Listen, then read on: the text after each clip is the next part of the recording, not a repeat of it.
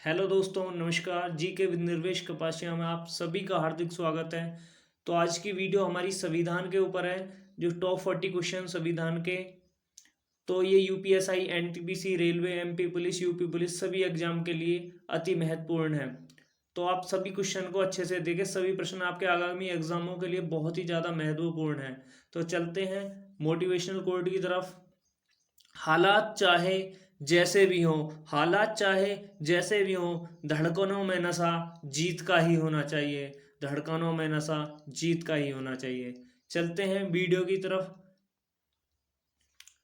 First question है आपका, भारत की संविधान सभा के अस्थायी सभापति कौन थे? तो भारत की संविधान सभा के अस्थायी सभापति डॉक्टर सच्चिदानंद सिन्हा जी थे। नेक्स्ट प्रश्न की तरफ चलते हैं। 11 दिसंबर 1940 को किसे संविधान सभा का स्थायी अध्यक्ष चुना गया था?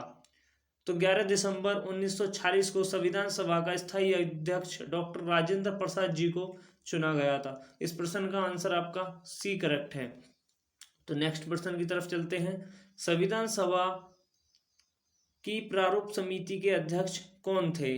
भारतीय संविधान सभा की प्रारूप समिति के अध्यक्ष कौन थे? तो doctor B are Ambedkar ji, Bhimrao Ambedkar ji भारतीय संविधान सभा की प्रारूप समिति के अध्यक्ष थे। तो इस प्रश्न का उत्तर सी है। नेक्स्ट प्रश्न की तरफ चलते हैं। भारतीय संविधान कब अंगीकार किया गया था? भारतीय संविधान को कब अंगीकार किया गया था? तो 26 नवंबर 1949 को भारतीय संविधान को अंगीकार किया गया था। इस प्रश्न का उत्तर डी है। नेक्स्ट प्रश्न की तरफ चलते हैं। निम्नलिखित में से किस तिथि को भारतीय संविधान लागू किया गया था? तो भारतीय संविधान आप सभी को पता होगा 26 जनवरी 1950 को लागू किया गया था। तो इस प्रश्न का आंसर ऑप्शन ए। नेक्स्ट प्रश्न की तरफ चलते हैं।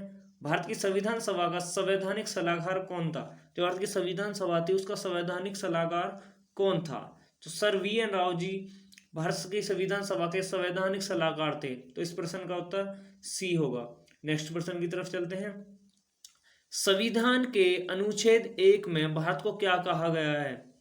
तो संविधान के अनुच्छेद 1 में भारत को राज्यों का संघ कहा गया है। तो इस प्रश्न का उत्तर ऑप्शन डी। नेक्स्ट प्रश्न की तरफ चलते हैं। विश्व का सबसे बड़ा लिखित एवं सर्वाधिक व्यापक संविधान किस देश का है? तो आप सभी को मालूम है भारत का सबसे बड़ा लिखित एवं सर्वाधिक व्यापक संविधान भारत देश का है। नेक्स्ट प्रश्न की तरफ चलते हैं। लिखित संविधान की अवधारणा सबसे पहले किस देश ने पेश की थी? तो फ्रांस ने लिखित संविधान की अवधारणा सबसे पहले पेश की थी। तो इसका उत्तर ऑप्शन बी होगा। नेक्स्ट प्रश्न की तरफ चलते हैं। भारतीय संविधान में शामिल नीति निर्देशक सिद्धांत किसके संविधान से लिए गए हैं?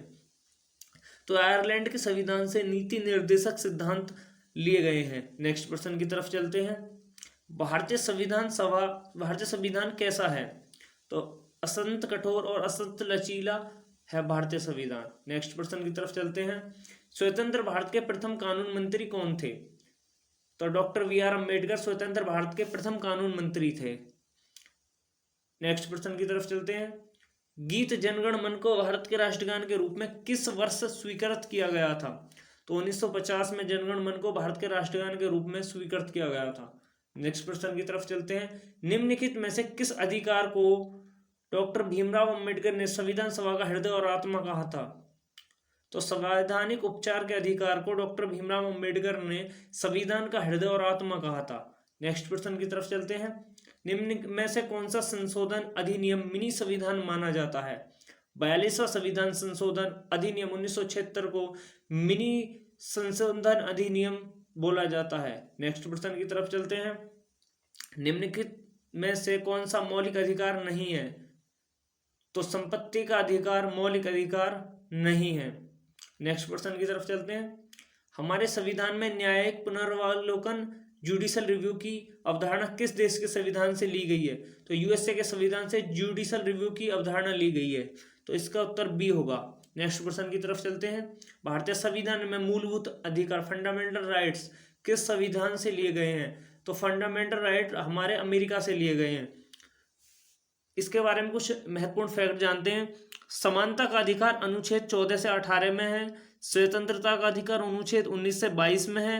शोषण के विरुद्ध अधिकार अनुच्छेद 23 से 24 में है। धार्मिक स्वतंत्रता का अधिकार अनुच्छेद 25 से 28 में है। संस्कृति तथा शिक्षा संबंधी अधिकार अनुच्छेद 29 से 30 में है। संवैधानिक उपचारों का अधिकार अनुच्छेद 32 में है। नेक्स्ट प्रश्न की तरफ चलते हैं। किस संविधान संशोधन के अंतर्गत मौलिक कर्तव्यों को शामिल किया गया है? तो 42वां संविधान संशोधन 1976 के तहत मौलिक कर्तव्यों को संविधान में शामिल किया गया है। नेक्स्ट प्रश्न की तरफ चलते हैं। अस्पृश्यता अनटचेबिलिटी का अंत संविधान के किस अनुच्छेद द्वारा किया गया है? तो 17 आर्टिकल के तहत अनटचेबिलिटी का अंत संविधान में किया गया है। नेक्स्ट प्रश्न की तरफ चलते हैं।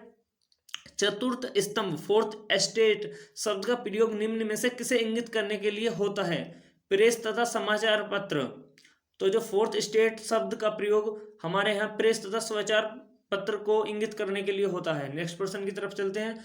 भारतीय संविधान के किस अनुच्छेद में राज्य को ग्राम पंचायत के संगठन का निर्देश दिया गया है?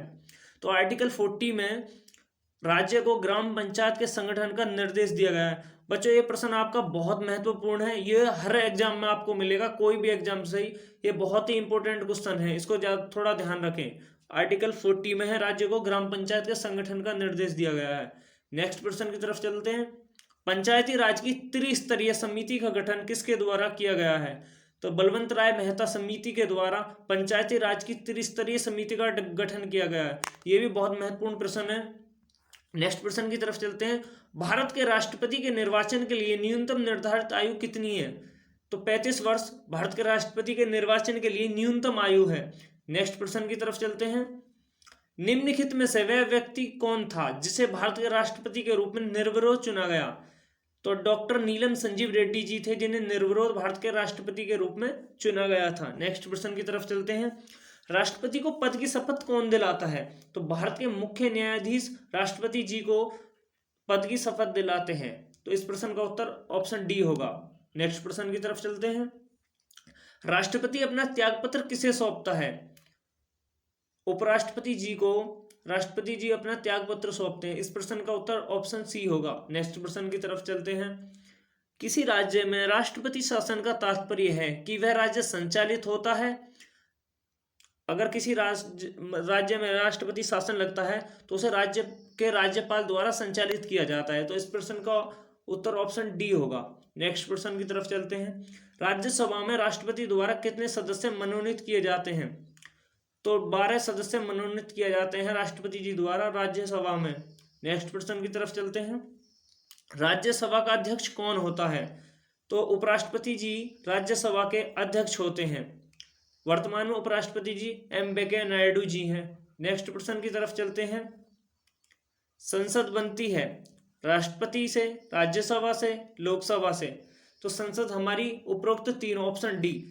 इस प्रश्न का उत्तर ऑप्शन डी होगा। संसद हमारी राष्ट्रपति जी, राज्यसभा, लोकसभा तीनों से बनती है। नेक्स्ट प्रश्न की तरफ चलते हैं। संसद के 2 सत्रों के बीच की अवधि कितने माह से अधिक नहीं होनी चाहिए? तो आप सभी जानते हैं कि संसद के 2 सत्रों के बीच की अवधि 6 माह से अधिक नहीं होनी चाहिए। नेक्स्ट प्रश्न की तरफ चलते हैं।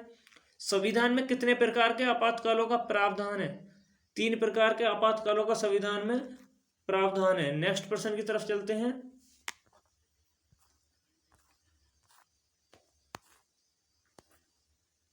भारत में राष्ट्रपति अब तक कितनी बार वित्तीय आपात स्थिति की घोषणा कर चुके हैं? तो कभी भी हमारे देश में ऐसा नहीं हुआ जब वित्तीय आपातकाल लगा हो। तो इस ऑप्शन का इसका उत्तर होगा ऑप्शन डी। नेक्स्ट प्रश्न की तरफ चलते हैं। कोई विधेयक धन विधेयक है या नहीं, इसका निर्णय कौन करता है? तो लोकसभा अध्यक्ष जी ये इसका निर्णय करते हैं कि कोई विधेयक धन विधेयक है या नहीं। इस प्रश्न का उत्तर ऑप्शन ए होगा। नेक्स्ट प्रश्न की तरफ चलते हैं। लोकसभा के निर्वाचन के लिए न्यूनतम आयु है तो 25 ईयर लोकसभा के निर्वाचन के लिए न्यूनतम आयु है 25 वर्ष।